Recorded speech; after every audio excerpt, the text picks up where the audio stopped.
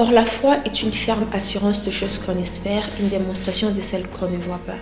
Ainsi, la Bible définit la foi.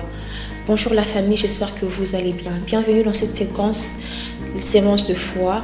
Aujourd'hui, nous allons parler de la foi, plus précisément la loi de la foi.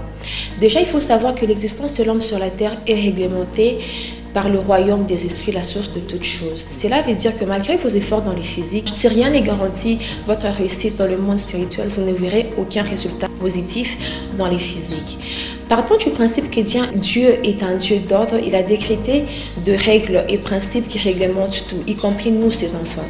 Il y a des règles pour la prospérité financière, pour la guérison, pour la délivrance et j'en passe. Dans l'opération de ces lois, nous devons garder un esprit de deux choses. Premièrement, c'est que ces lois doivent être suivies à la lettre. Pourquoi? Parce que tout ce qui n'est pas entièrement conforme aux règles spirituelles ne peut pas être compté avec Dieu. Deuxièmement, c'est que ces règles ne sont pas interchangeables. Par exemple, on ne peut pas utiliser de règles pour la prospérité financière pour obtenir la guérison. Ainsi donc, nous, enfants de Dieu, nous devons suivre certaines règles avant de voir nos besoins être satisfaits.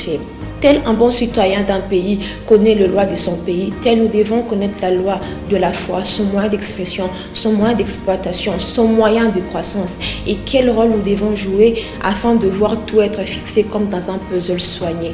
Tels sont les aspects que nous parlerons dans le prochain épisode de cette séquence. Merci de nous avoir suivis et bonne soirée chez vous.